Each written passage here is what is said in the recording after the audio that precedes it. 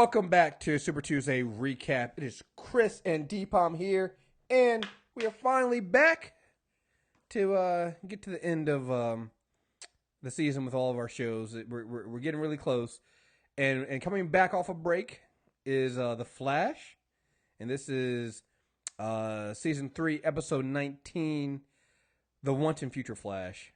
Barry travels forward into time to 2024 to find out Savitar's identity and save Iris's life. This episode is actually directed by Tom Cavanaugh. I don't know if you saw it on Twitter, but apparently he had a directing jacket. He had his That's amazing. You know, the one thing I gotta say about all of these shows, and what I love about, no matter how I feel about them, the comic book shows that I've watched, the movies, going to DC and things like that, even with DC, like, you can see there's a real bond between the cast. Like, they have fun at work, right? And I think that's a good thing because it makes it should most times make for a better product. Sometimes it doesn't, but I still think there's hope even when there's not, because the cast looks like they want to be there. You know, I don't ever want to be in something where it's like, you know, I don't get that feeling when I see the X-Men movies. And that doesn't mean they're bad, but you never really hear about those casts, like, outside of like Ian McKellen and Patrick Stewart, because that's like the greatest bromance of all time. It's the best friendship I hope for everyone that one day have. Right. I mean, that's just like, you're never gonna top that. But outside of that, you don't really see the rest of them really like hang out like that. Like the other day, I think we talked about this when we seen that it was like some of the Agent of S.H.I.E.L.D. people were actually hanging out with like the Flash people and things like that on Instagram. They know it's just like you can just see there's a bond there, and you can't help but root for them. So but yeah, no, he was posting pictures on on Twitter, and he had his special jacket on. And but no, what do you think of this episode, man? I think I liked it more than the internet did. Oh, so here's the thing. I'm usually really just late. The internet didn't like the episode? I'm hearing people like, and there's definitely reasons not to like it, but I think that some of the character bits that they added, that this is all going to get erased. That's kind of the point. Like, it's a narrative device to have the lead character learn something and grow. Like, it's not supposed to be the definitive dystopian future. And I think that while Agents of S.H.I.E.L.D. handled their future telling episodes one way, like, this is what's going to happen, this is the future, stop trying to change it, The Flash has given us enough evidence to show that you can change it here. And yeah, it's been I thought it was great. The major setback for me, we go to the future, we get a much brighter suit, no yellow boots. And that's like, people was, what'd you take away from that Flash episode? Man, where are my boots, man? What the fuck? Look, like, man. So I'm glad. Let's do this now, because let's get out of the way, yeah, because this is gonna bug me. Okay, listen. If they just gave him the yellow boots right there, the suit is pretty much perfect. It's perfect. Like, it's like it was like, I'm not gonna lie. I saw that suit, and now I'm like, so like, when why is your suit so dark? He's going to come back with that suit in the fall, right? Like, or do we even in the, like, you showed it now? Yeah, so I have to have, because it's like when they showed us the yellow, the white behind the on the chest piece. It's like, well, we gotta have white now, right? Because now that we've seen it, so like, I need this suit. Like, I'm sorry, but I need this suit, and I need this suit even more because it's going to it makes the movie suit. It confirms my point about the movie suit being trash. I'm sorry, it just does. Yeah, I want those movie suit defenders to come out and show their faces now. Where is your god now?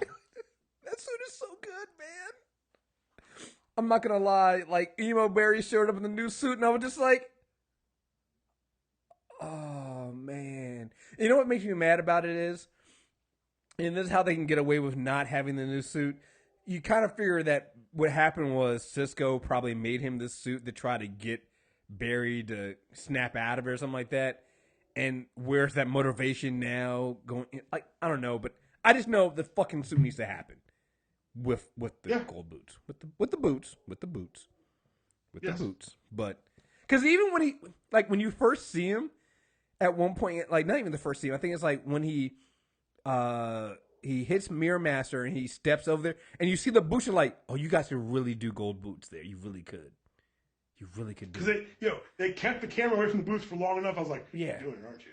You're doing it, aren't you? You sons of... And then they didn't. And I was real upset. Like, it's so good, man. Oh, I love that fucking suit, man. Like I need it now. I need the suit. That's the Flash suit. That's the suit. It's not armor plated. It's not whatever the fuck that piece of shit is. Scarlet, it's the lightning, it's the suit. It is just, oh man, It's the cleanest. Here you go. It's the single cleanest and greatest superhero suit design since the Silver Age. Yeah, that's why I don't. It tells you everything. The red means fast. The yellow means fast. There's a lightning bolt in his chest. What are we doing? It's one of the simple. Why are we overthinking things? And that's why I couldn't understand what was going on with the movie suit, because this is literally one of the simplest suits ever. Like Batman stuff, I kind of get because he always changed it a bunch, like right, gray and black, right? And because black doesn't print well, you use blue for a long time. So what color is it really? A lot of questions with Batman. I'm right with you. Yeah, I mean, I get that, but the Flash suit is like you said, it's a layup. It's the easiest suit you can fucking do, and somehow Zack Snyder said, not so fast. I came ready to be mad about like 3 other things tonight. Now I'm super mad about the movie suit again. I'm just saying, I had to throw that in there. Well, how can we not talk about the movie suit when you give us this? I honestly hadn't thought about the movie suit. I completely forgotten about the movie suit. No, as soon as Emo Barry showed up in the suit, I got mad. Like as soon as he did, I was like, oh my god damn it, that suit. Yeah, I was too excited to be mad, but now I'm really mad. Yeah, I'm just like this is good luck. No one's allowed to defend the movie suit to either one of us again. No, unless somehow in the Justice League movie he loses that piece of shit suit and gets into something like this, or better, which honestly should be better because you actually have a $250 million budget. We'll get into the budgets later, but a $250 million budget and you couldn't put. Okay, anyway, about this episode. Yeah, I'm with you. I think one of the things I did see a lot of people say, and I tend to agree with them on this one. I think that this season of The Flash, and they've kind of been doing that. It's kind of been the MO of this show. They stretched out who Savitar is way too long. And we'll talk later on in this episode about theories on who Savitar is. But just like even towards the end of this episode where they still don't show you who Savitar is, and the whole point of this episode was coming back off a break, you're gonna come back, you're gonna go to the future, Bear's gonna learn who Savitar is, come back, and then you go through this entire episode and you still don't. And normally that wouldn't be a problem, but then next episode is episode 20. So that means you have 21 and 22. Like, that's really that's really it's pushing weird it. Pacing. Yeah, because I think we're going to talk about it later. There's now only one person Savitar can be, and I think it's especially when you juxtapose it with the Arrow, which did their reveal elegantly and like a double reveal because we thought it was Vigilante, but it was a great moment earlier in the season. You think about the most impactful moments of the last 2 seasons, the revelation of Harrison Wells, and then Jay taking off the Zoom mask. Right. They're really banking on this surprising us, but they put themselves into such a corner with their storytelling cheats that it doesn't make sense for it to be anyone other than the person we're going to talk about later. Okay. Yeah. It just... I think that... They're trying to build suspense, but there are no viable fucking options. There is one other option I can think of, but it'd be some left field shit, and it would require a dependence on a tenured viewer that I'm not sure that CW shows necessarily do as much because they have to keep everything pretty much self-contained in that one season. Right.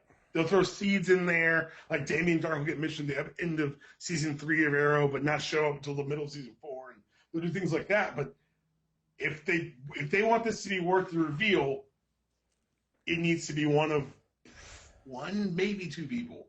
Yeah. Let's save that for the end. Let's talk about the dystopian future. Yeah. Okay. Because I, for one, I like the, not like obviously don't like dystopian futures.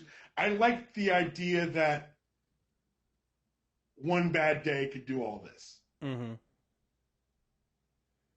It was the first time since I think, if you remember, near the end of the episode of season 2, Flash goes to the Speed Force in the episode directed by Kevin Smith, The Runaway Dinosaur, and he kind of gets this feeling that the universe is on its side. Mm-hmm. And that optimism has kind of carried him forward, even when the show's been kind of dour. Barry himself has had this faith that we can fix it, we can change it. And this is the first time the universe has really been like, no, you can't. Yeah. So here's the other thing too. When we've talked about this, I think another problem with this season has been, and we've talked about this, is that the Flash has been trying to outdark Arrow, and it can't. It's just not the character, and it's not what drew people to the Flash versus. I mean, obviously there's the effects and things like that, but also it's not that show, and it doesn't mean that the Flash is necessarily a happy character.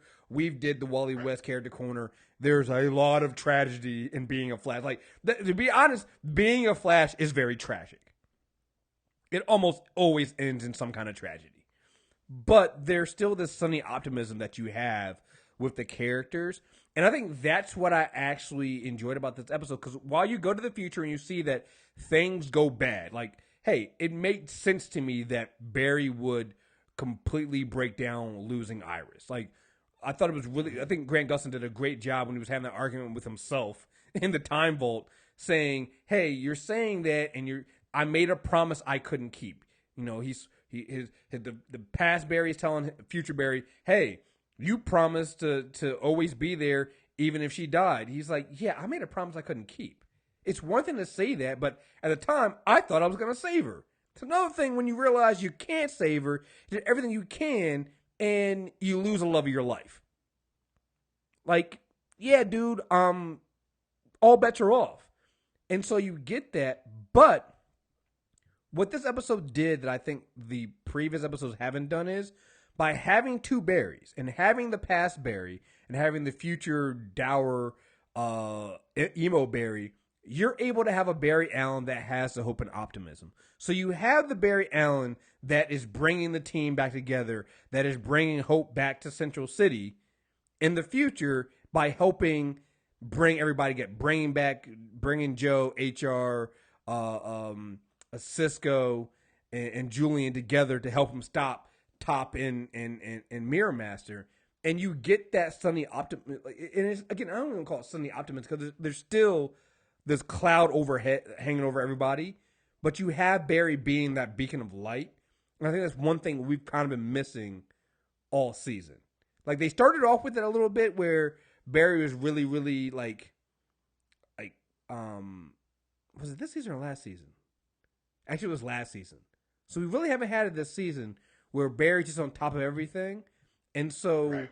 I really enjoyed having that this episode. And that's why I think this was a great episode coming back, because we have been down so much, and it feels like, God damn it, Barry does need a win. That's a really good point, because I think people are focusing too much on the sad things that we saw and not focusing on the Barry Allen that was, the fact that Barry was that beacon again. Like you and I have said, these two are stand-ins for Batman and Superman, and right. Superman represents hope, and so does Barry Allen in the CW verse. Right. And so we haven't gotten it. And so, because I was the same way, I was like, oh man, this is just a down and depressing episode. I mean, you know, Cisco lost his hands. Wally, what the fuck is going on with Wally? You know, like it's just a really damn. But then I looked at it, I was like, oh, but wait, past Barry has way more hope and optimism than current, and he literally brought back hope to Central City, and that's something that we haven't been having on this season of The Flash before this, because we've literally been having Barry spend about 60% of the season trying to stop Iverson being killed. Right. So you haven't gotten that. And so this episode we do. and he kind of fixes everything, and I think that was much needed, and I get the issues with not revealing Savitar and there being some simple stupid things in here, but I think that was a much needed tonal shift for the show, particularly when you have 3 episodes left. I mean, we just needed more wins, and I'll be honest, man, the pacing really hurt this season. I can say that. Yeah. I can say that right now because when you look at this, you have 3 episodes left. Well, 4 episodes left. 20, 21, 22. Wait, actually, no. 20? Yeah, because this is 19. So 20, 21, and 22. Yeah, so you only have 3 episodes left. Right. So, there's a lot that they got to try to make up in this last episode. And like you said, going back, the reveal of Savitar has to stick. And it's just, I don't know, man. I just feel like this would have been a really great.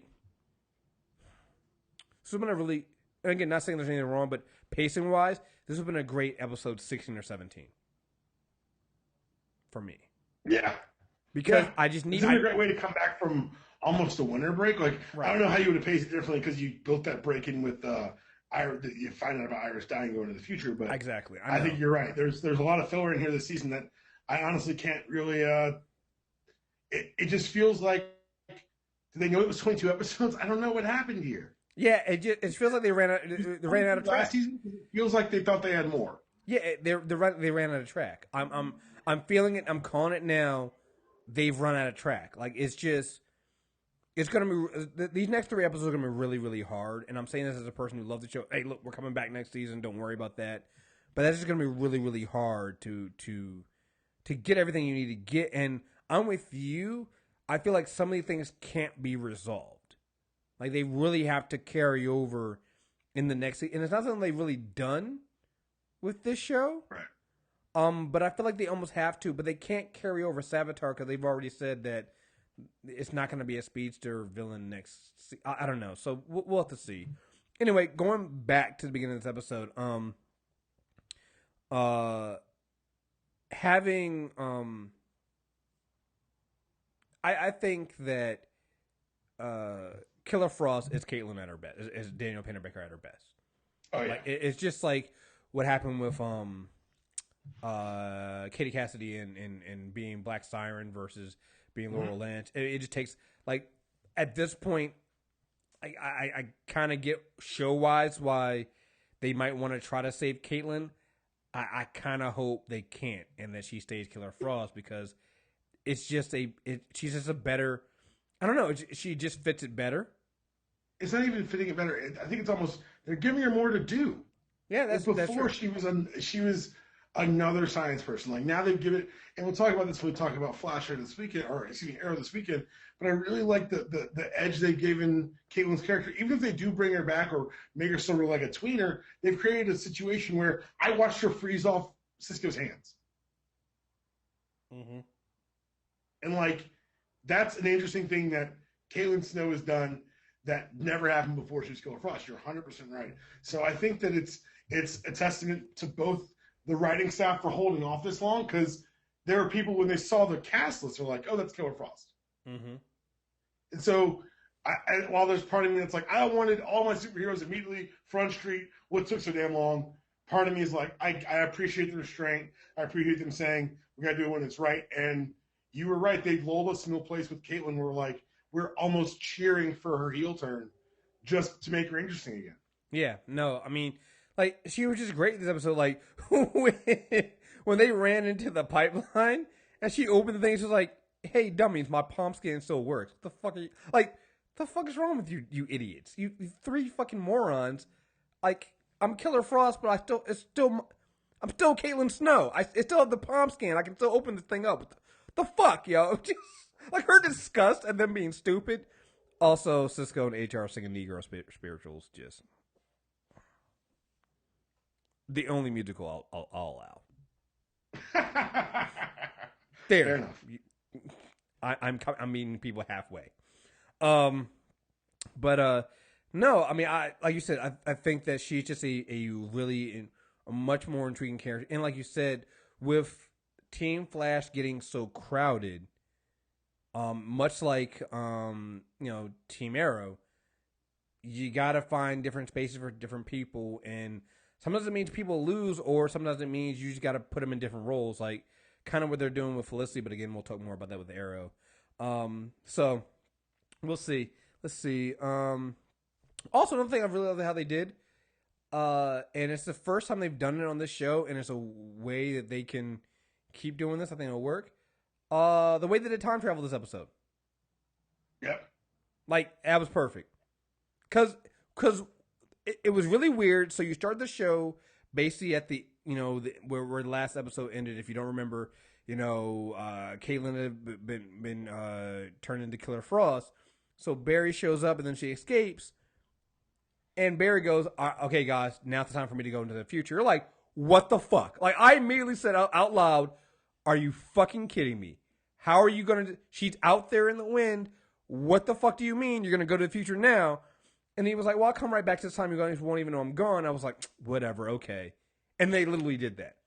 Like, it's such a smart little take of the conceit, because why would you know he was gone? Yeah. That was perfect. Like, the way they ended, so when he leaves Cisco in the future, and then he literally goes out into the pipeline to go around, comes around what seems like once, and then comes back in. You're like, wait, did he not go anywhere? And then Wally's standing there into the Cisco, you're like, oh, son of a bitch. And Wally's like, did it not work? And I'm like, oh, that was really good. Haven't really done that before. But that's how you do it. But it's good to also show him gaining control over his time travel. Exactly. So it worked out.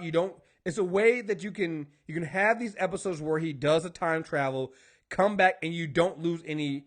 And what I like about it is they didn't lose any time with Caitlin. So, when Caitlin does end up meeting up with Savitar out in the woods, she's still dressed like she was when she in the hospital gown. She didn't have time to go change anything else. She is still there. So it made sense as to how they did that, and I appreciate doing that. Let's see. Also, just throw this out there now. I will always forgive anything that an episode happens of The Flash does whenever you give me Barry and Wally running together, because you get Barry and Wally running together. I love the effects for it, and then you put in Blake Neely's score for them, and it just, I'm sorry, it just, like, no matter what's going on, you put a scene like that in there, I'm gonna like the episode.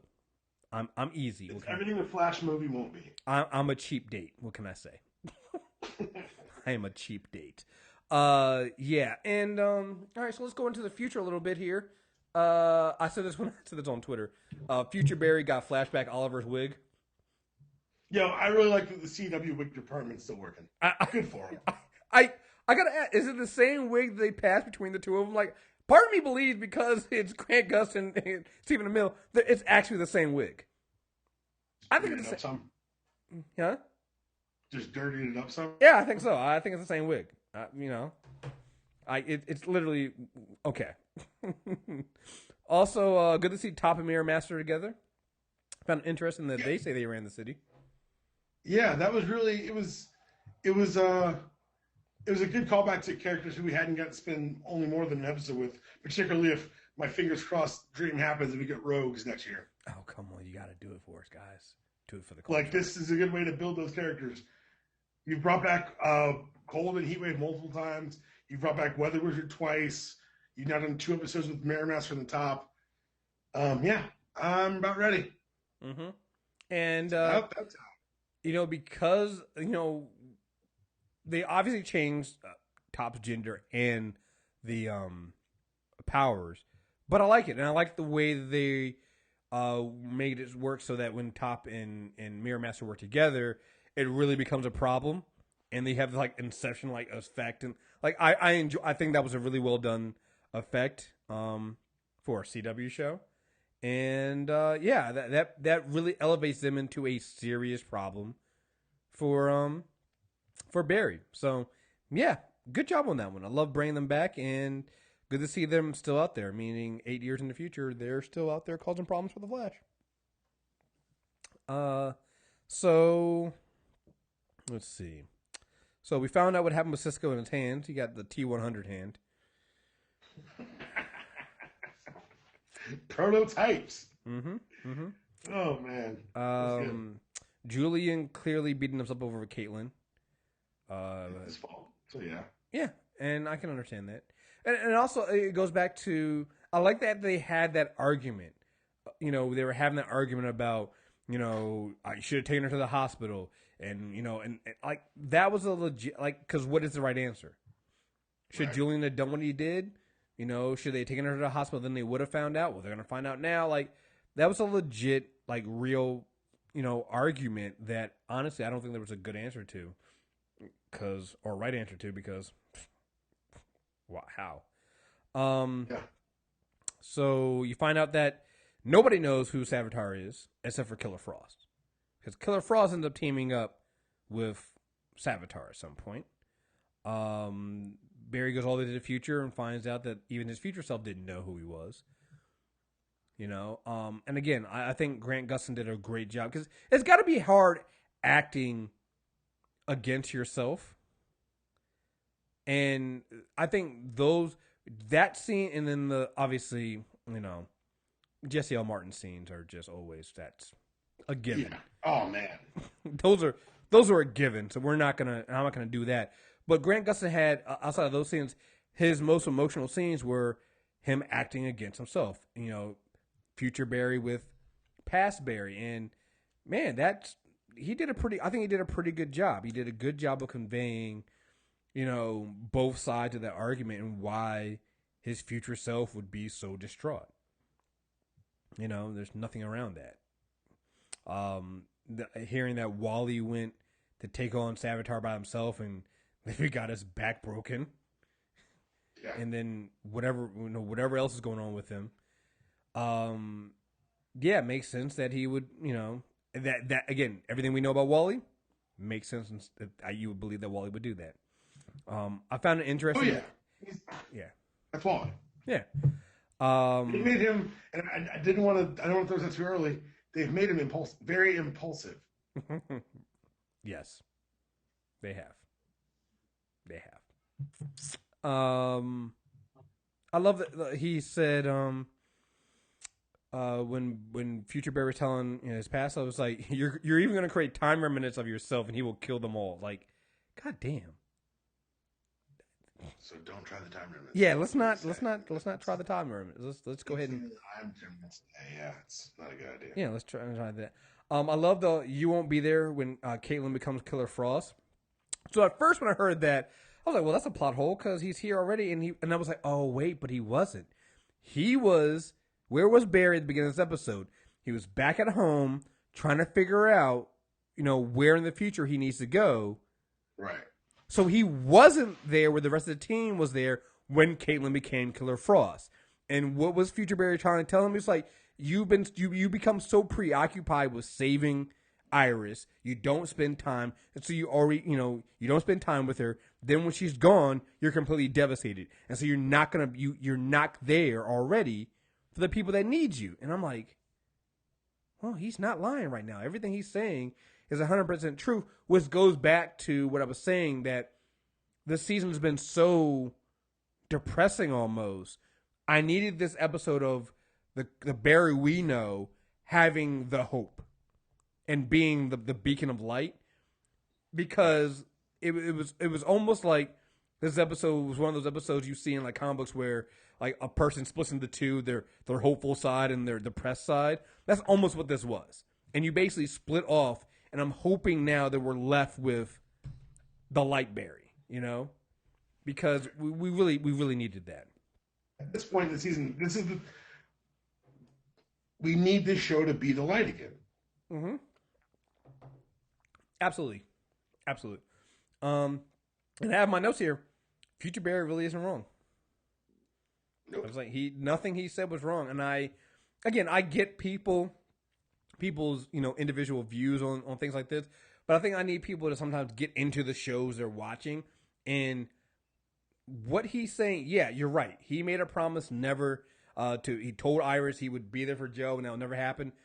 That is totally different when things actually, like, those are things you say when you're not thinking about the work. Like, think about all those times when if you've ever talked to a parent and they're like, signing paperwork on like life insurance or what to do if they die, like these are conversations you never want to have. And so when you're talking to them, you're like, yeah, sure, whatever. Okay, yeah, okay. We'll just do that. Yeah, I'm sure you do that. It's totally different when it's a reality. When you actually have to face it, it's a lot. And when you see what's happened even before, because again, we don't know exactly when Cisco loses hands to Killer Frost. But let's say that it happened. If you think about it, it probably explain why Cisco couldn't open a portal to help Barry stop Savitar and save Iris. So let's say that happens before Iris dies. This is somebody who's just lost his best friend, his ability to have powers. He just watched the woman of the woman he's loved. It's always weird to say this. The girl he grew up with in the same house and was raised to basically be his sister. He's let down his another father figure. Who knows when Wally decided to go after Savitar by himself? But whatever happened with Wally, like he literally lost everything, and by the time he stopped Savitar, he's lost everything. I totally understand why Future Barry is as depressed and down as he is. Like, he's literally had everything taken from him. It makes sense to me. It's irrational. It might not make sense to you, but if you're not actually in that situation, of course it looks rosier from the outside. So I totally understood emotionally where everybody was coming from. Like even like him just saying you're not going to save her. Yeah. You. Oh, that's nice. You still have hope. I mean, this is a man who shut everything down and still goes to the time vault just to look at pictures of Iris and him together. So, obviously, we talk about Tom Cavanaugh is directing this episode, so we can get a lot of him. But HR Jitters, bruh, was that Shazam on the cover of HR's book too? First of all, it looked like yes. Okay, that's what I saw it too. I think he says on the covers like the Streak versus Reflecto or something like that, but that looked like Shazam. It did. Yeah. I listened. I kept. I was like, wait, did he do? Oh, that's nice. That's well played.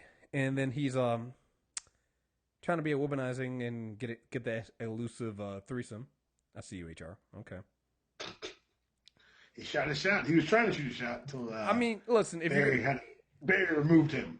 If they're gonna let you direct an episode, you might as well try, right? See how far you can get. Hey, look, it's the late edit. We're doing this on the set. Yeah. No, use the script. No, we're gonna try something new. Try a different take. And I love because this is something you've brought up before. I love that he had to get the drumsticks.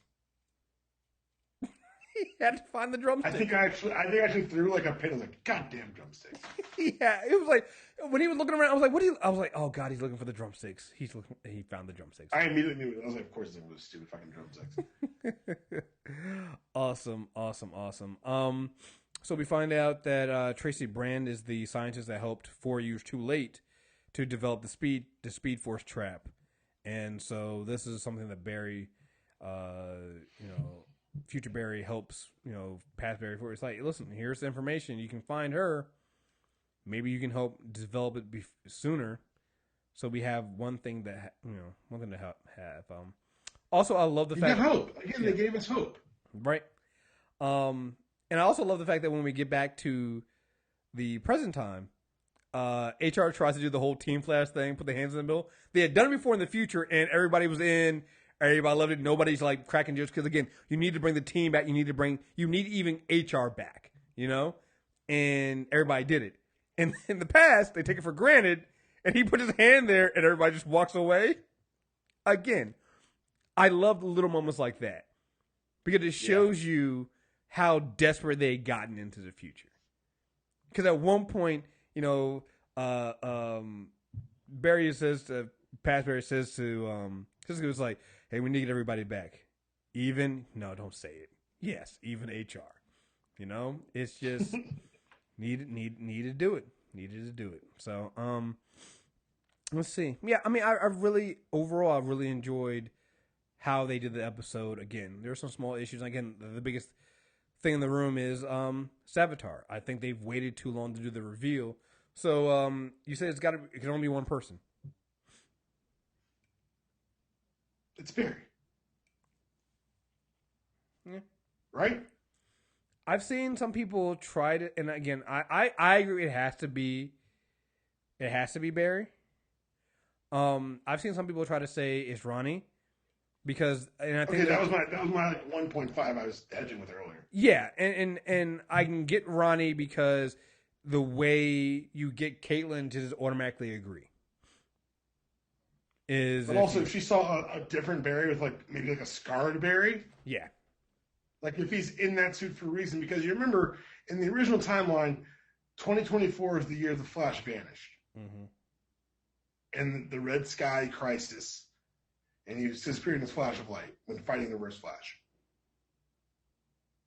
If this variation on that timeline, that still happens, as opposed to going backwards, I don't know. It's all weird and kind of convoluted now. It's tough. Like the time travel, they've kind of put themselves in a little bit of a knot here on who could it be, because you're right. Like I think that it has to be Barry, but I'm also like, I don't know how they can explain it to the layperson in 3 episodes. Yeah, I mean, and that's where I think maybe Ronnie gets up there, because then you can explain, like, Ronnie makes sense because Ronnie would be the only thing that could be. I had 3 people. Obviously, still Barry, because Barry's been the villain the entire season. Ronnie, because again, the way you get Killer Frost just to immediately turn is, and they've kind of set up the whole Ronnie Caitlyn love thing before anyway, so it makes sense.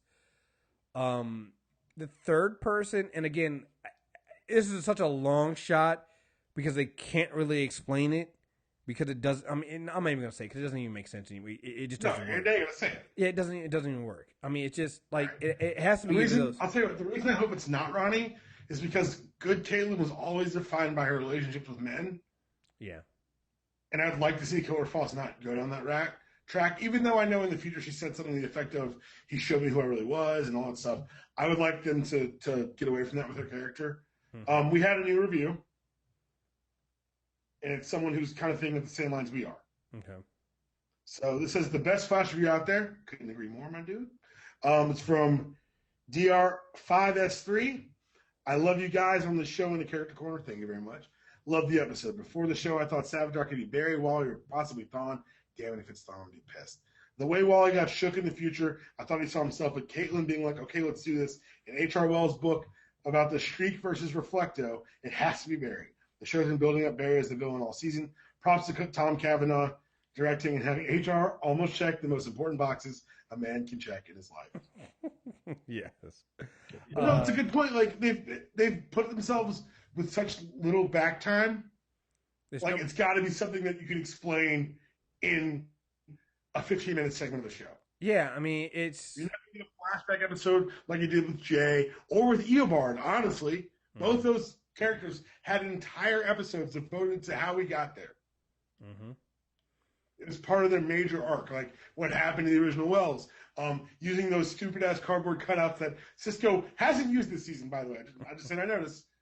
To freak out Zoom with his parents. Mm-hmm. There's been none of that. They've given us no setup, so it kind of has to be Barry. Yeah. Or another Wells. And it can't be Wells. I can't do it. It can't be Wells. Can't be Wells. It has to be Barry. I mean, it's the only thing that makes sense anymore. And just announce who it is at the beginning of the episode next week, please. Last episode with Abracadabra was Savitar's identities up for knowledge. And now it's like, well, not really. Kind of closer. That's a good point. I forgot about that. So we've had two episodes now. We had 2 episodes where you again squandered. Told me we were going to tell you who Savitar is. Oh, but not really. Fuck you. I'm sorry. You know, I you know what? Well, I've been okay with this. I totally understand now why some people are really mad. Because when you really look at it, it has been 2 episodes of them telling you, oh, we're going to tell you who Savitar is, and then it's like, oh, we're not going to tell. Mm-hmm. And it's just, yeah, that's bullshit. I'm sorry. It is. There's another one. Some CJ. Hey, guys, it's CJ. So how about that episode? I quite enjoyed it. You saw how it broke down the death of Iris affected the team, and it worked really well. Yeah, I think that's it's an important thing, because beyond just Barry, let's be honest, and I guess maybe they could have shown it more. But let's be honest, Iris has been, the foundation of that team. Like, and they really highlighted it with it's one of those things where, like a character we'll talk about later, you highlight the importance of that character by removing what makes them special. Removing Iris highlights how important, what a central spoke she is for the wheel that is Team Flash. Yeah, I mean, because once you take out Iris off the board, you then affect not just Barry, but also Joe. And so, and if somehow they're too weak to lean on each other and hold each other up, then everything else falls around them. Like, she is literally the foundation of the show. So, yeah. So is it that obvious that it's Ronnie that Savitar considered, considering how shocked Caitlin looked during the reveal at the end? Thanks to keep up the great work. So here's the thing. Like, I think we're all thinking Ronnie because of how quickly Killer Frost said, what do you need? Like, the way she did it, we were all just like, oh, well, it's gotta be Ronnie. I think that they did that on purpose to kind of throw us off. Probably, and it probably would have worked if this had been episode 16 or 17. But going back to what, everything Dpalm's laid out here, it's got to be Barry. Because then you got to explain, okay, Savitar believes this got a speed. Well, why the fuck would that be Ronnie? Why would Ronnie all of a sudden, like, Ronnie doesn't make sense. But who does make sense? Barry Allen. Because again, I'm the original. I'm this. It makes sense. There's just like there were time remnants of Thawne. There could be one of Barry who got left behind because of him saving his mother and Flashpoint and things like. There's a lot of things could have happened there. And this Barry, in order to have the speed, needs that suit in order to have speed. And that's why he's trying to punish Barry Allen or something like this version of Barry Allen. That makes more sense and it's easier to explain, as convoluted as it is, than saying it's Ronnie. Because then if it's Ronnie, like, in 3 episodes, how do you explain it? I just don't know. Like, I think it explains why. Well, Caitlin, if it's Ronnie, then he fell into the Speed Force when the portal opened at the end of season 1. There you go. That could happen. I'm trapped there. He built the armor because he's an engineer. He built the armor using the Speed Force and came back to terrorize Barry. He comforted Caitlin because there's a way to get there. Okay, can we do it in 3 episodes? Stretch for 3 episodes. Yeah, I just think they painted themselves in a corner with the. Like, I would be more interested in, I don't know, like I said, it can be anybody at this time, but, like, anybody other than Barry, I then worry how, because, remember, and I didn't know this when we first did this, when they first told us May 23rd, and we were seeing the May 23rd date, and, okay, I didn't think that was going to be the season finale. I thought we would get to that date. No, I thought we'd get at least 1 or 2 episodes afterwards. Because I thought that, I don't, because if you stop Savitar from killing Iris on that, or you don't, what then? Because here's the thing, if you make the season finale on the 23rd, then Iris can't die, right? Oh, she could definitely die. Okay. And guess what? It's, you know what that is? That's the Simpsons with Who Shot Mr. Burns. It's cliffhanger central for a summer. Yeah, but here's the thing. They never done that though. Again, not saying that they wouldn't. I'm just going off of patterns. The pressing ass 22 episodes either. True, valid. I just don't see them like that. That would be people would be pissed, but I would be okay with that because I just don't know how you finish everything here and keep it fresh. Because right now, if you're sticking with the pattern they've gone with, then they stop Savitar from killing Iris, and I'm not gonna lie, not saying that Iris hates to die, but I'm gonna feel a little unsatisfied. Because I need, like, that means you're gonna clean everything up by that May 23rd date. Yeah.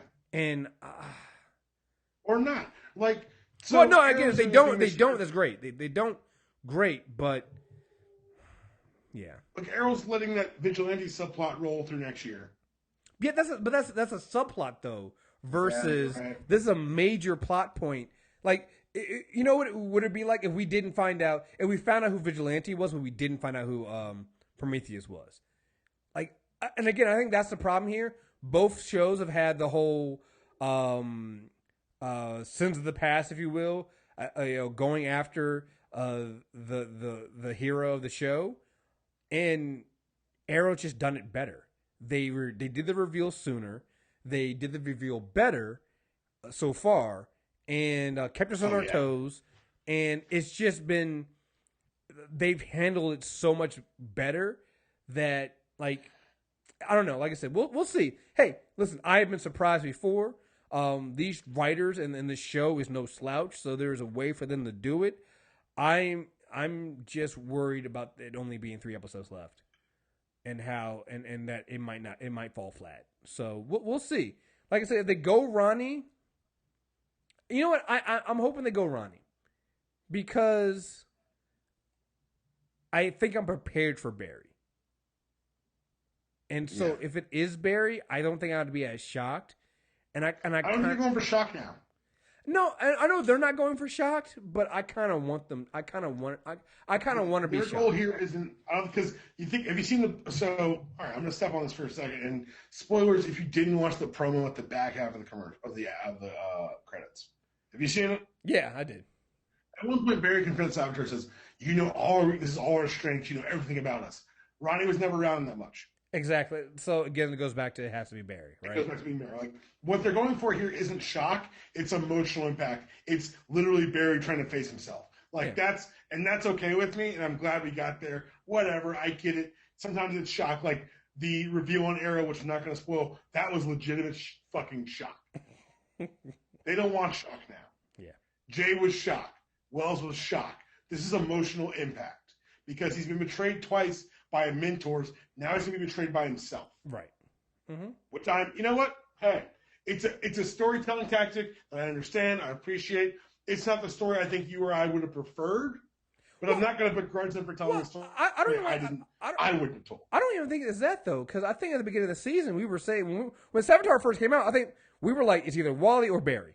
Now, those are our first two choices. Though. That's us, right? But I'm just saying that I don't think that had the pacing been better, I don't think I would have been as worried of it being Barry. I kind of wanted to be. I don't know. I don't know. We'll see how these go. Like maybe they win me back over, but I think it's going to be hard because of the pacing of this season, and I do think the next season, because these shows normally show that when they have pacing issues, they come back, and they might even be a down season or two. Like I think season 4 of Arrow was a lot better than people give it credit for. I think season 3 is a down season, but I think season 4 is a lot better.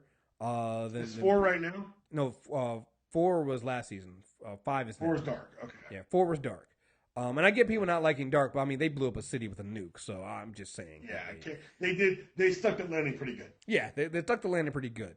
So I get that, but yeah. So I have no doubt that even if they fall flat this season, that they'll bring it back hard because that's what the CW shows do. I mean, they bounce back, and there's a talented group of people here, and it's in good hands. Even if they don't do exactly what I want them to do, they'll bring it around. I have confidence in that. Shout out to Future Killer Frost for nailing the entire premise of the show. Secrets always were our thing, weren't they? Yeah, that's not stupid. Yeah. Mm-hmm. Yes, they were. Mm-hmm. Yes. So, all right. Anything else on this episode before we get into this little, I got a little mini rant? Let's go straight to the rant. All right, we're dealing with some So, you're welcome. I'm seeing online that people are finally coming around and understanding that Dpalm and I weren't being DC haters when we were talking about the lack of promotion and marketing for this Wonder Woman movie that is 6 weeks away, that people don't know when it comes out. Wonder Woman.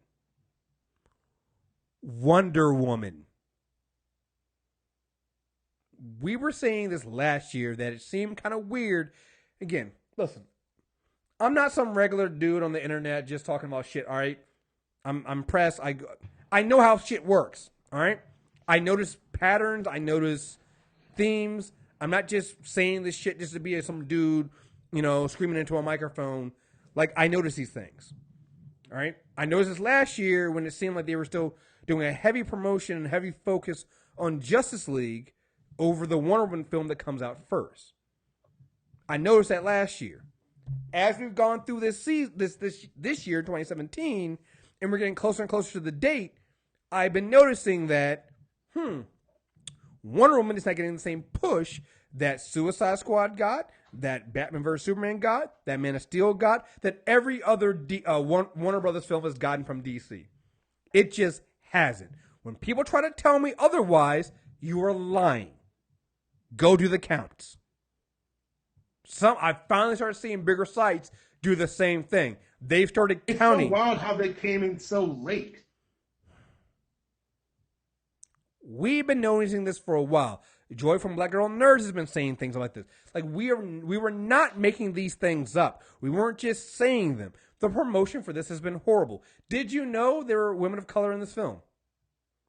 There's a big last year. There was a big thing when they did the original. I remember the first spread came. It was like 3 of the characters came, and it was Delphine Gal Gadot and 2 others, and they were white women. And people were just like, "Oh, so you're not going to put any women of color in this film?" And then Patty Jenkins came out on Twitter and said, "No, there are women of color in this film." That was it. There was no later push. Who was the woman that the boxer that they cast that they came out like a month or so ago? And said, "Oh, well, she's in the film." They apparently have like 5 to 6. No promotion for them. They're not in any of the trailers. Maybe they'll be in TV spots, but other than that one mention, you haven't really seen any push on this. We're a little late for TV spots, aren't we? Look, huh? We're a little early. We're late for TV spots. I think we're a little early. We're 6 weeks. I'd say if we don't get them by next week, I'm gonna start streaming more bloody murder. But I need people to understand, like, this has not happened. You don't do this with WB has not done this with any of the other characters. Me saying this is not about DC hate. No, I'm saying that you have a film here that should early tracking for this film has it at $80 million opening weekend. I'm sorry, that's pathetic. Yeah. It's so pathetic. I know Dpalm doesn't agree with me. I don't think the tracking numbers are right. I refuse to believe that this film's going to open under $100 million. I'm sorry. I can't. See, there's that weird, stupid hope you get. Like, no, it's not even about hoping in DC at this time. Forget it being DC. This is the premier female superhero. No matter with what promotion. And a small budget, right? Like we'll get to the budget. We'll get to the budget. Word of mouth will not be kind in this film. I got. The open's going to be the biggest number it ever does. That's fine. I'm just talking about opening now. I don't care about the drop. I don't even care if it's good or not because honestly, it shouldn't matter. This is a Wonder Woman film. For years, people have been getting on Marvel. You know what you sound like? Huh? You say what? What do you sound like? Who? Warner Brothers marketing department. They're like, we ain't got to look. It's Wonder Woman, baby. No. That's not even that. It's not. But no. You're right. But I don't mean about they shouldn't be promoted. It's even worse than that because you should. That's exactly why you should promote. Because like you're right. Like just saying, oh, it's Wonder Woman. They didn't do that for Batman versus Superman. It's Batman, Superman, and Wonder Woman. You don't got to promote. They didn't do it for there. They clearly promoted for that film. But beyond that, listen. For years, people have been getting on Marvel because Marvel's been the ones pumping out superhero films. They've been getting on Marvel. Where are the female-led superhero films? Where are the female director films? Right? Where are those? been getting on Marvel about that. DC had a chance here because they're like, fuck it. Marvel's not going to do Captain Marvel until 2019. We're going to do Wonder Woman in 2017. And I remember when they announced doing Wonder Woman, all the articles that came out saying, oh, DC's beating Marvel to the punch. DC's going to do a superhero film before Marvel. They're not going to make the same mistake they did, right? And I'm going to be honest, I think Marvel knew they fucked up here. I think Marvel's has been bracing themselves for DC to jump in and do something that Marvel has not done, which is get women. No. This isn't about forget DC. This is not even about DC. This is just straight up like marketing, studio business. And you're right, they're being stupid. I'm just saying what should have happened. Because it is a... Well, the thing is, you're positing that even Marvel was ever nervous about them being... All right, forget that. I'm telling you, they never were. Forget that. Maybe they weren't. Just forget that. That's DC irrelevant. wanted to be first so bad, they didn't think about doing it right. No, hey, you're absolutely right here. You're absolutely right here. Because they have not done any of that. Look at it this way. Marvel has not released any footage for Black Panther yet. Probably get it in D23, and you probably won't see it publicly, but you'll probably hear fans of D23 getting that. Hopefully Shannon will get press passes of that. You might get something at San Diego Comic-Con a week after that. Maybe then you'll get something released to the public. If not, then maybe August. They did do that screener for like select press and I think for execs, right? And what you got out of that was the descriptions. I don't remember reading any descriptions about T'Challa in there at all. It was all the women in the film. All the black women in the film. That is apparently where you see where Marvel's going with Black Panther and putting the emphasis on focusing on black women. Tessa Thompson had a front and center appearance in the Thor Ragnarok trailer, which was the trailer that everybody's been talking about. All right? DC had an opportunity here, and it's too late now. They had so much opportunity with the premier female comic book character to do promotion. She's not getting the same promotion that any of their previous films got. Dpalm mentioned budgets. And I got mad about this because had people trying to tell me that $80 million was okay. Well, it's only Wonder Woman has a $120 million budget. Great. That is the lowest budget for a major DC character since Batman and Robin. Actually, I'm sorry, since Batman Forever. I'm going to go through the list. Batman and Robin, 1997. $125 million for a budget. $97. $97. All right. This is not adjusted for inflation, correct? No, not adjusted for inflation. No inflation. Which means that the Batman Forever budget was probably higher than Wonder Woman's too. It probably was. Yeah. I'm just going with raw numbers here, though. Okay. The one film that it does beat, 2004, Catwoman. You know how much the budget for Catwoman was? Ooh, $112. $100 million for Catwoman. All right. Keep that. Keep that. How much did Halle Berry make for that? Keep that number in mind. Batman Begins, 2005, $150 million.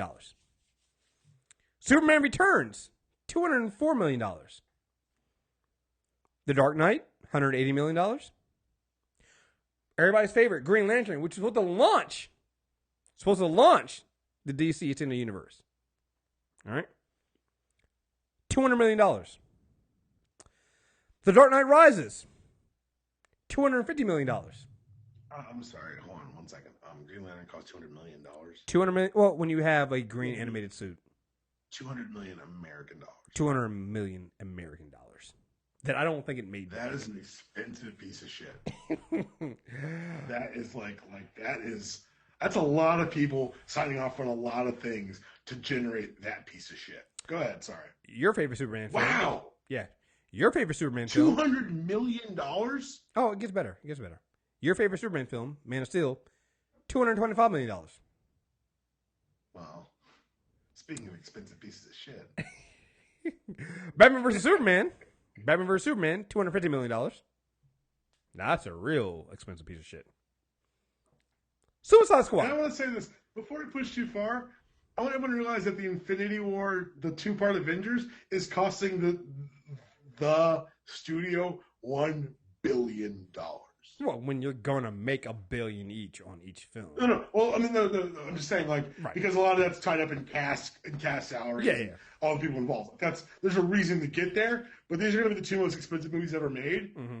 And the fact that they made Batman vs Superman for half the cost of one of these Avengers movies blows my mind. Go on. Yeah. Sorry, I'm gonna keep it. I'm just enjoying this. Yeah. So where I left off at Batman vs. So Suicide Squad, right? Clearly, Suicide Squad has to be made for less money than Wonder Woman, right? No, because the cast. $175 million. That's pretty. You know what? Honestly, that's less expensive than I thought it was.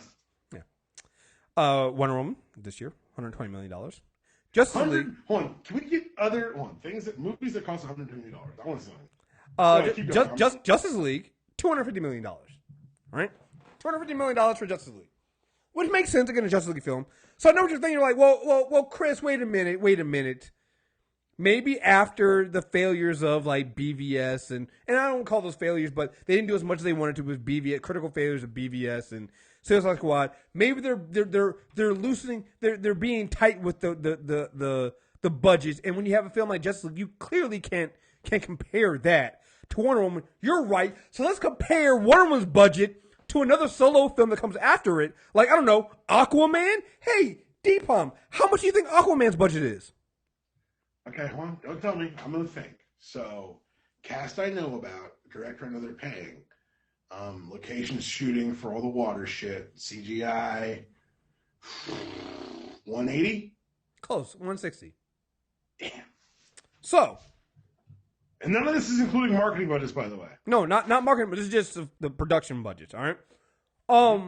So again, do you notice what the two lowest budget films were for WB and for DC films right now? The two female films. Catwoman at $100 million. And Wonder Woman at $120 million. They're making...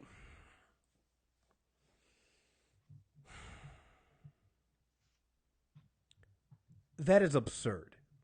And at this point, hey, maybe the film is not good. At this point, I'm not even making that argument anymore. I don't care. At this point, the fact that they're not giving Wonder Woman the budget she deserves, the marketing she deserves, is flat out, plain old Hollywood sexism. Period. We're beyond whether the film's good or not. Because I had people telling me that, oh, well, maybe not. It doesn't fucking matter. Hey, look, Batman vs. Superman wasn't good. It made almost $900 million. Suicide Squad, not a good film, guys. Made what, $133 million its opening weekend? Wonder Woman is tracking at $80 million. Spider-Man 3 cost $258 million. It's tracking at $80 million. X-Men: The Last Stand cost $210 million. Wonder Woman. Fucking Waterworld cost $172 million in 1995. It doesn't, at this point, I don't care if it's good or not. There is no excuse for a Wonder Woman film tracking at below $100 million unless the studio isn't trying to market and push it, which is what happens with minority-led films and women-led films. And that is what's happening. Can I be on the show with you when it doesn't break 80? I'm going to fucking lose it. I know you are. I just want to be on the show. Because, again, forgetting if it's good, whether it's good or, people are like, well, you know, people are not going to see it That's because the rest of the weeks. First week is off the strength of marketing work and excitement that you've stoked up in your fan base. Because even when there were a lot of people who didn't think Batman vs. Superman was going to be good. It still made $166 million opening weekend. All right? And word of mouth still led to it getting almost $900 million. It almost hit $1 billion. We joke about how it didn't make don't joke. It didn't make enough. It should have done way more than that. There's no reason why a film with Batman, Superman, and Wonder Woman in it doesn't break $1 billion. But that's us being just like, I don't want to say greedy, but like, we're talking. No, that's just being logical as shit. Right, but still, like, That's still a lot of fucking money. Wonder Woman should make a lot of fucking money because it's Wonder Woman. This is a film that you've never gotten a solo female film like this before. Catwoman really doesn't fucking count, all right? It's fucking Catwoman. We're talking about Wonder Woman here. Wonder Woman. You should be able to bring in people who don't know anything about comic books because it's fucking Wonder Woman. You should be able to market to women and get women out there, direct marketing to women. They have not done that. There has been zero direct marketing to women. Do you forget if it was good or not? Do you think yeah, sure. Marvel has the backing and we know it has a track record. But here's the thing. Do you think that Marvel is going to give Black Panther $120 million budget and no marketing? Are you out of your goddamn mind? They've already given Brie Larson magazine covers talking about this movie. Are you out of your goddamn mind? Like, come on, man. Like, are you out of your goddamn mind? No, they wouldn't fucking do that shit. Like, but they don't take money. Why are you asking us these stupid questions? But at this point, like, you have the biggest female superhero character of all time. And they're treating, like, I've had people literally go, well, you gotta, people don't really know her. It's Wonder Woman. And somebody tried to, well, you gotta compare it more to, like, Steve Rogers. If Wonder Woman woke up with Steve Rogers' name recognition, she would kill herself. Are you fucking kidding me right now? Steve Rogers from 2011? Nobody give a fuck about Steve Rogers in 2011. Are you guys out of your goddamn mind? We're talking about Wonder Woman right here. Wonder Woman. Wonder Woman. Like, who played Steve Rogers in the 70s? I don't know. Who played Wonder Woman? Oh, you fucking know. It's Wonder Woman, guys. Stop. Like, get the fuck out of here. Are you out of your goddamn mind? Huh? What are you trying to say? God damn, man. It's like, people literally try to say this shit to me today. Like, oh, well, I don't know. It's like, people might not really know who she is. It's, what, really? Not only that, but think about it. So, beyond just that, and let's take out all the budgets out there. Look at the budgets that they've had for the other members of the Trinity. Again, the Trinity. The holy Trinity of comic books is Batman, Superman, and Wonder Woman, all right? The holy Trinity of DC comic books. DC, okay, fine. You know what the fuck I mean, all right? I know, you know what I mean. Don't be this way. Man has still got $225 million to make a movie. Yep. All right, look. Batman Begins. Batman Begins came out after Batman and Robin. Came out in 2005 when people thought that doing a Batman film was stupid. Because after Batman and Robin, after doing Batman and Robin, people were like, are you out of your goddamn mind? A Batman film? Batman and Robin was so bad that when they did the first teaser trailer for Batman Begins, you didn't even know it was about Batman. Go back and watch it. You don't know that it's Batman because it's like they were afraid to tell you that it was Batman. All right? They gave that film in 2005 $150 million. But in 2017, after making money off your other films, I get it that they should have made more, but I don't even say they should have made more. Because how much money did Suicide Squad end up making? It ended up breaking records in August. So it made a lot of fucking money. You decide, and again, here's the thing. By the time they made the budget for Wonder Woman, at this point, DC thought that they had a win with Batman vs. Superman. They had no reason to believe that Batman vs. Superman wasn't going to make $1 billion. They still decided, huh?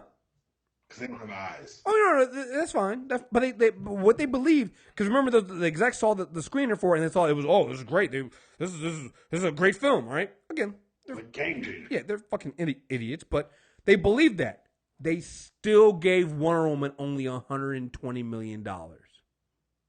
So what this means is, we're looking at it now going, oh, well, I can see why they made the budget less because, well, Batman vs. Superman, didn't do as well and wasn't critically accepted and blah, blah, blah. They decided the budget for Wonder Woman before that. So what this means is, when they announced they were going to do a Wonder Woman film, they had already consciously made the decision they weren't going to put a lot of money into it. More directly, they were going to shortchange this character. Which technically, if you listen to our character corner, is something that WB and DC is used to doing in the first place. But it's another story for another time. This is why I'm mad, man. Fuck this. Why am I so mad about this? If they would do this with Wonder Woman, why would I have any faith in them doing Cyborg? Right. Why would I have any faith in them doing anything else? Like when all these people were trying to tell me, those movies aren't going to happen. When everybody was trying to tell us, oh well, you guys got to give DC more credit because they have more people of color than Marvel's doing right now. It's always been for show because of shit like this. They're not even putting. Okay. All right. So my new conspiracy theory about DC and Warner, and we're going to get out of here because we go through Agents of S.H.I.E.L.D. podcast and I have to pack for a bachelor party. Is that they've abandoned the DC universe, and they decided to do a Batverse. Yeah. Oh, dude. Which is fine. Which is a decision that I think they probably should make. Yeah. At this point, yeah, probably. At this point, let's punt on the big universe thing. Let's just establish a Bat corner. I will say this. Batman's pretty universally loved. Yeah. Let's just establish a Bat corner and work from there. As long as he's not murdering people. I will say this: if Gotham City Sirens, ask for too much, Chris. I will say this: if Gotham City Sirens gets a bigger budget than Wonder Woman, I am going to go down to WB. Chris, there are 3 leads. I am punching people in the face. I don't give a shit. Get ready to punch because there are 3 leads. I am punching people in the face if Gotham City Sirens gets a bigger budget than Wonder Woman. Like, I wonder. The budget's going to come in at like 200, and you're going to lose your mind. Yeah, I am going to lose my mind, and I already know it's going to be higher. You're right. Like I said, like Dpalm said, we got to get out of here. But just for comparison, I wanted to do the budget numbers using mostly DC. But just for comparison, let me throw this out there: Ant-Man budget $130 million, Doctor Strange budget $165 million, Captain America: First Avenger $140 million budget. And Thor, the first Thor movie, $150 million. Even Marvel put more money behind their no-name, not no-name. What was the budget on the first Iron Man? Let's see. I do not know. Because this is a time when Marvel was gambling on itself and had no money to its name. Let's see. Iron Man budget. Let's see. I guarantee it was higher. I'm just curious how much. Yep. $140 million. Yep. Okay. $140 million. And that was a company that was fighting out of bankruptcy, not one that was backed by fucking Warner Brothers. $140 million. Ant-Man. Fucking Ant-Man. Not even Hank Pym. Scott fucking Lang. Scott Lang got a $130 million budget while fucking Wonder Woman got $120. All right, let's get out of here. All right, guys, thank you guys very much for listening. This is a Super Tuesday recap for The Flash. It was a little rant about Wonder Woman budgeting and things like that. You can find the rest of our reviews on movietrailerreviews.net or mtrnetwork.net. Start using mtrnetwork.net. We are changing this show soon. Also, if you're going to be in the DC area for AwesomeCon June 17th, we are going to do a live show with us. We're at my 40 Acres and the Black Eye Tip. Stay tuned. Hopefully tomorrow, I'm meeting with the venue tomorrow. Hopefully we'll have that locked down by this weekend. This Saturday, actually Sunday, Rod will be on the Insanity Check, so that'll be fun there. I think there's no unanimous decision this weekend because Dpalm's going to be having his bachelor party, and just pray for Dpalm that he gets back. Look, just a little Bible study, community outreach in Montreal. Yeah, I'm now completely worried about what's going to happen to you. Also, stay tuned. I want to shout out to Jamie Hill. He designed some really cool shirt designs for us that you guys are going to love. I've shared them with people like Dpalm and Shanna and the doctor, and you guys are not going to believe these when you get them. They're going to be so awesome. Once we get the site redesigned, we get that up there, you guys are going to be able to get shirts for the MTR network, and they're awesome. That's all I'm going to say about them. You're going to love them. So, anyway, guys, thank you guys very much. Email us mtrnetwork, mtrailerreviews@movietrailerreviews.net. Till next time, we're out of here. Peace.